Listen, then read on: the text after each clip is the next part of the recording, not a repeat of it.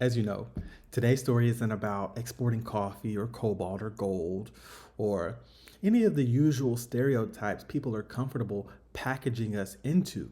No, Africa exported a justice system. Rwanda, the small nation in the West once reduced to a cautionary tale, just won a $4.6 million deal to design and deploy Jamaica's entire integrated electronic case management system. Yes, Jamaica, the land of reggae and beautiful beaches that have no reason to look that beautiful. Just asked Rwanda to modernize its court. This isn't a pilot project and it's not a training seminar, not some symbolic cooperation for a diplomatic photo shoot.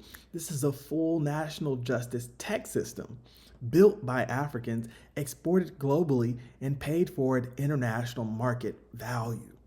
And remember, if you want more Africa First stories the Western media often ignores, hit subscribe because we don't chase the headlines, we chase the truth behind them. Because what you're about to hear is proof that Africa's rise will not come from permission, but it will come from performance. So, Kigali's skyline is glowing at night. It's clean, it's organized, futuristic, right? The kind of city that Western pundits often pretend doesn't exist because it ruins their outdated talking points, right? Now, picture Kingston, vibrant, musical, political, right? And ready for a digital overhaul in its justice system.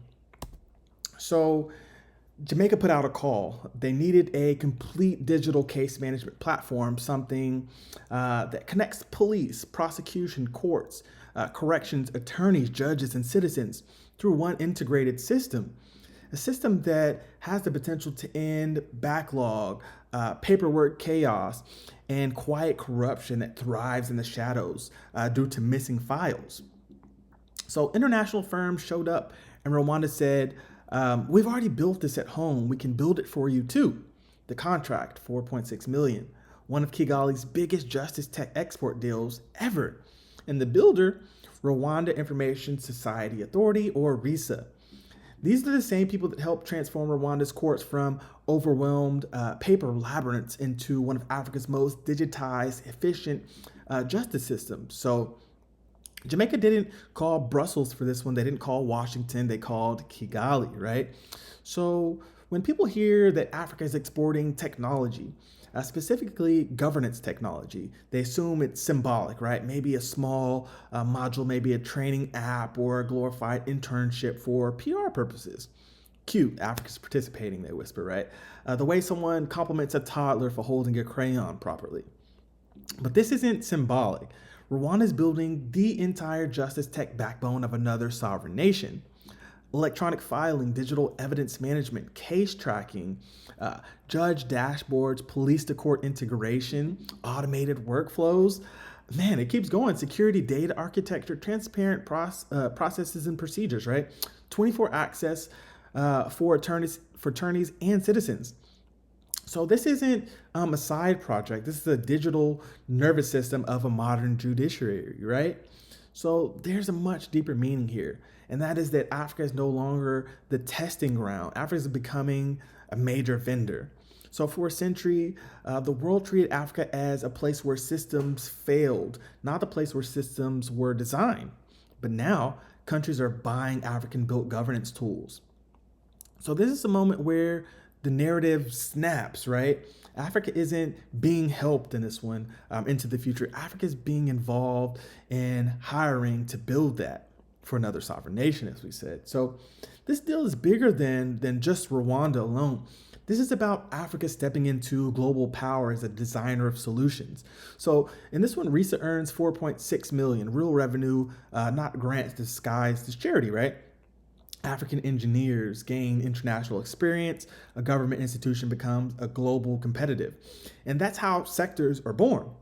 So that's not a number, that's geopolitical plot twist there, right? And the regional and global impact here is that this is a South-South cooperation done correctly. So Jamaica didn't shop for European consultants with 10 PowerPoints and zero implementation. They chose a country that built its justice system from the ground up and proved it with results. So now CARICOM nations are watching, Latin American nations are watching, Africa's own public sector innovators are watching as well.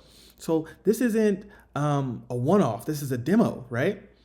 And additionally, justice system impact for Jamaica here is that the new IECMS will cut backlog, eliminate missing case files, and reduce corruption loopholes, right? So it synchronizes the police, the prosecutors, the courts, prisons, making justice faster and more fair. It gives judges real-time data, gives citizens transparency, and strengthens the rule of law. And this is how nations can accelerate, right? So there's another Pan-African and diaspora impact for this as well. So for the global African family, right, from Kingston to Kigali to the Bronx, this motion or moment is emotional. So for the first time in modern history, a Caribbean nation said, "We trust Africa's governance expertise." And this isn't symbolic. This is sovereignty recognizing sovereignty, right? Sovereignty recognizing sovereignty. That's very important, very critical. If Rwanda delivers this properly, and inshallah they will, the next headlines will sound historic, right? It could read something such as Rwanda digitizes CARICOM's judicial system. African GovTech firms compete globally for multi-million-dollar contracts, or Africa becomes a global exporter of accountability infrastructure. And think about that phrase there, accountability infrastructure. That is a future that Africa can own. Rwanda already exports e-government platforms, digital health systems, civil registry tools, and immigration tech, right? Tax management systems, and now justice tech. So if you want to know where Africa is going, watch who is hiring us. Watch who's hiring us, right? So this is not Africa rising in this one. This is Africa arriving. And if you thought this was bold, wait until you see what Rwanda is building next, right? So here's the truth. A nation becomes powerful the moment the world stops buying its raw materials and starts buying its ideas. So Rwanda selling a justice system to Jamaica is a major milestone. But more importantly, it's a mirror. It shows that Africa is capable of a diversity of things, right? It shows what we're truly capable of. So, mashallah, that's your African insight for today. Please don't forget to like, comment, and subscribe because I'm Mr. Empower TV. We don't chase the headlines, we chase the truth behind them. This is Mr. Empower, and I'll see you in the next video. Peace.